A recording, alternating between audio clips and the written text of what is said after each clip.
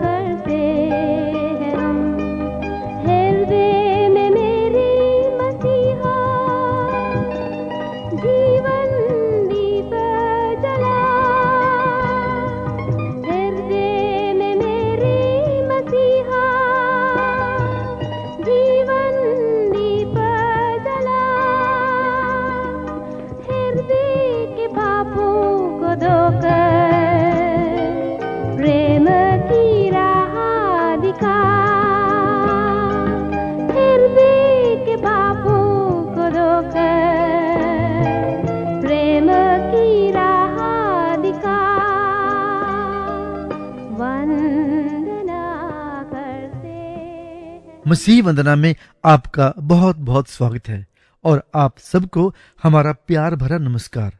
आज हम आपके लिए लेकर आए हैं पारिवारिक विषय पर एक संदेश हम तक पहुंचा रहे हैं पादरी किशोर मसीह।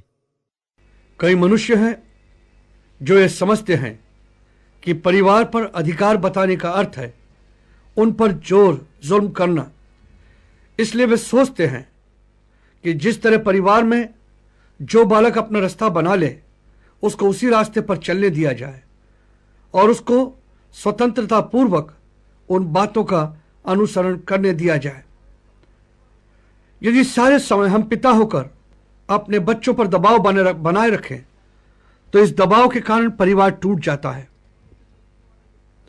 नीति वचन का लिखने वाला यह कहता है, बालक को उस मार्ग की शिक्षा दो जिस पर उसे चलना है, यही शिक्षा वो अपने बुढ़ापे तक नहीं छोड़ेगा और उसका अनुसरण करेगा। उपरोक्त किया गया तर्क युक्ति संगत लगता है। दबाव का जहां तक सवाल है यह दो प्रकार का होता है। एक दबाव को हम डिक्टेटरशिप के रूप में जानते हैं। यह तर्क ठीक है कि हम अपने घर के निरंकुश शासक न बन जाएं। यदि हम निरंकुश होकर केवल राज्य ही करें और अपने उत्तरदायित्व के प्रति अनजान बने रहें तो हमसे बड़ा अभागा व्यक्ति कोई नहीं होगा। हमें तो आवश्यकता इस बात की है कि हम अपने परिवार के प्रति सजग रहें।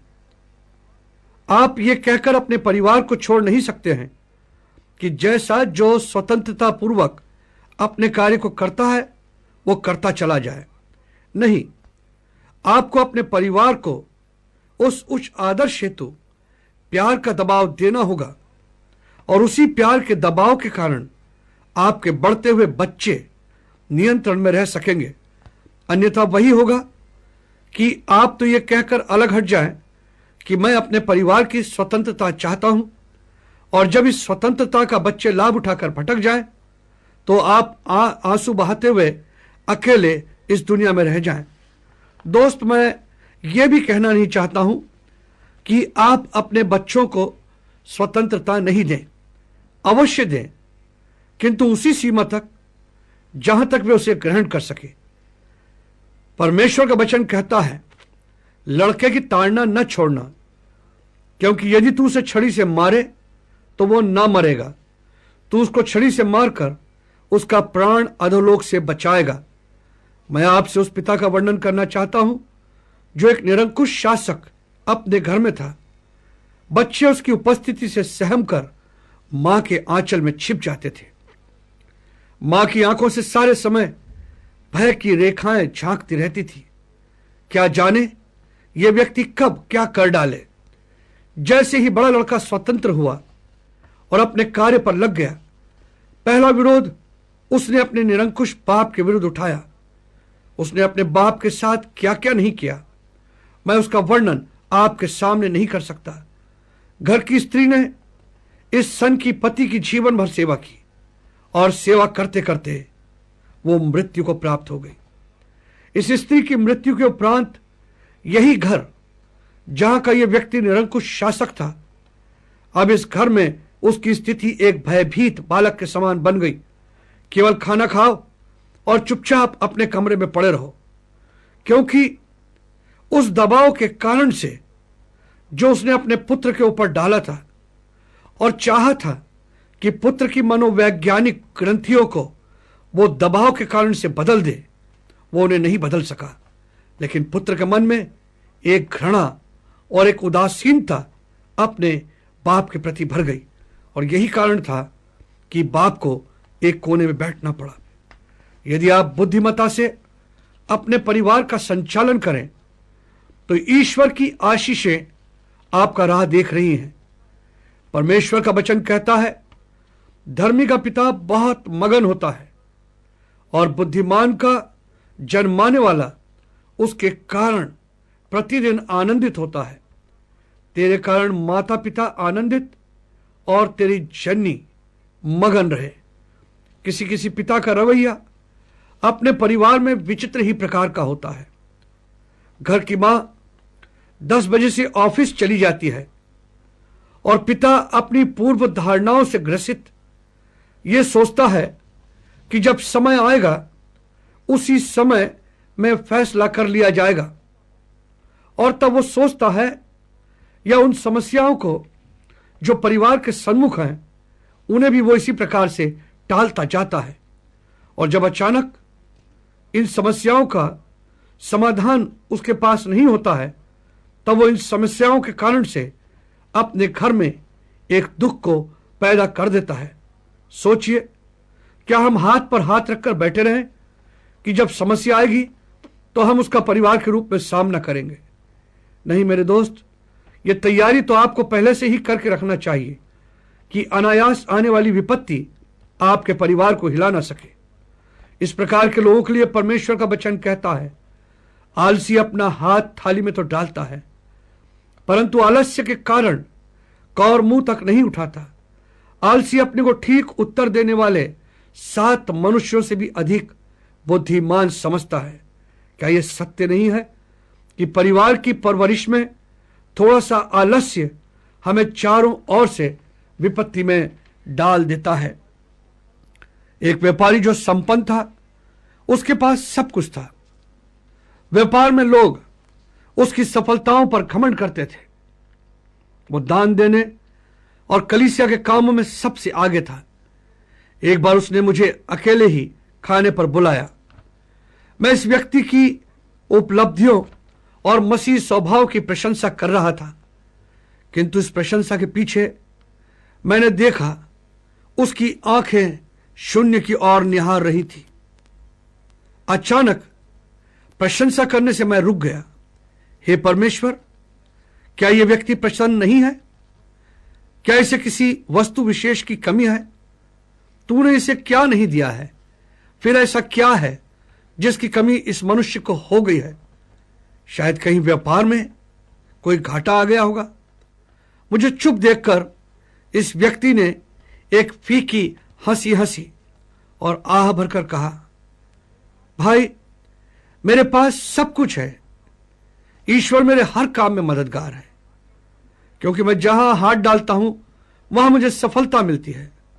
किंतु मेरे बच्चे मेरे वश में नहीं है।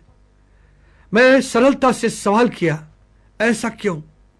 और वो बोल पड़ा, मेरा पिता आवश्यकता से अधिक सख्त था और मैं आवश्यकता से अधिक नम्र था। मैं रात और दिन अपने व्यापार में लगा रहा, रात और दिन अपने बच्चों के प्रति नम्र व्यवहार रखता रहा, और इस कमजोर नीति के कारण मेरा परिवार बर्बाद हो गया। दोस्त, क्या यही हाल आपके परिवार का भी है? परमेश्वर का वचन यह कहता है, छड़ी और डांट से बुद्धि प्राप्त होती है, परंतु जो लड़का यूं ही छोड़ा जाता है वो अपनी माता की लज्जा का कारण बनता है। अभी भी समय है, लौट आइए अपने प्रभु के पास।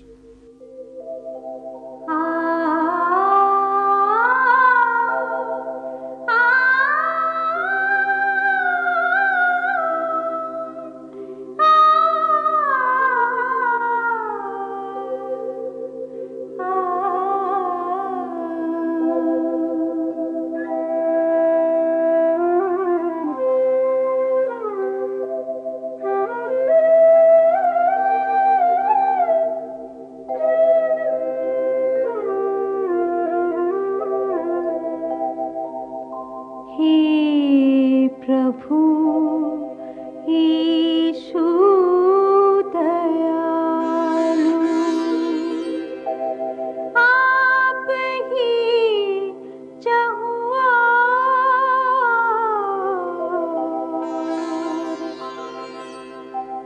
हे प्रभु यीशु दयालु आप ही चहुआ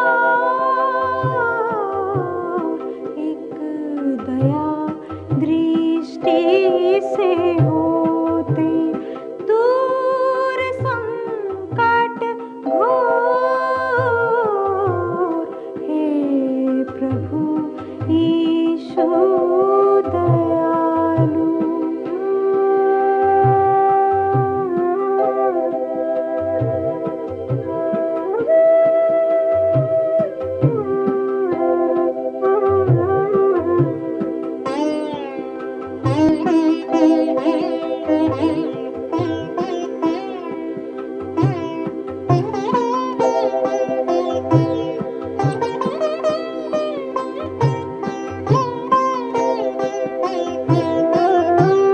मार्ग सच्चाई और जीवन आप है मात्र एक दुख भंजन आप है मार्ग सच्चाई और जीवन आप है मात्र एक दुख भंजन आप है वो करुणा प्रेम जिसका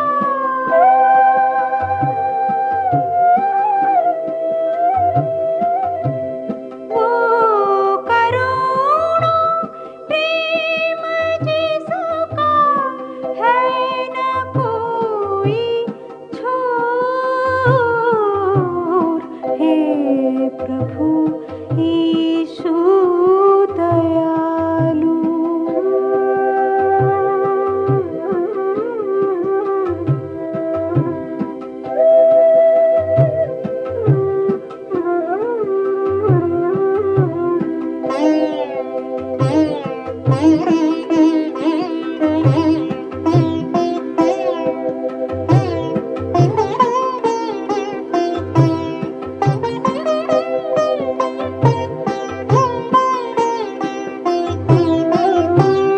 दिल से जो विश्वास लाए अनंत जीवन वो पाए दिल से जो विश्वास लाए अनंत जीवन वो पाए मिट जाए दुख का अंधेरा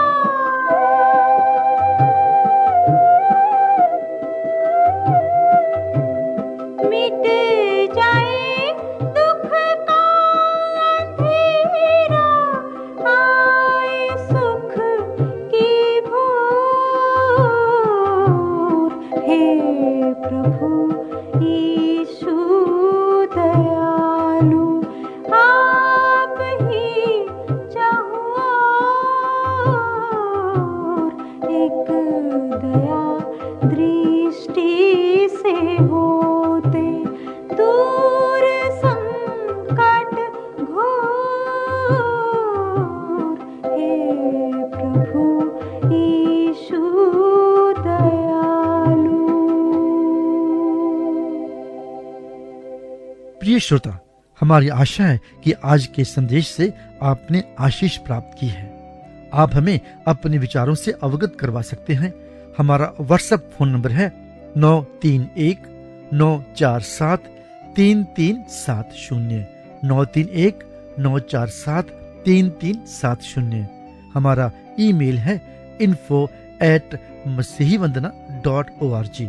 अगले मसीह वंदना के विशेष संदेश के साथ आपसे फिर मुलाकात होगी। तब तक परमेश्वर का अनुग्रह आप पर बना रहे। आमीन।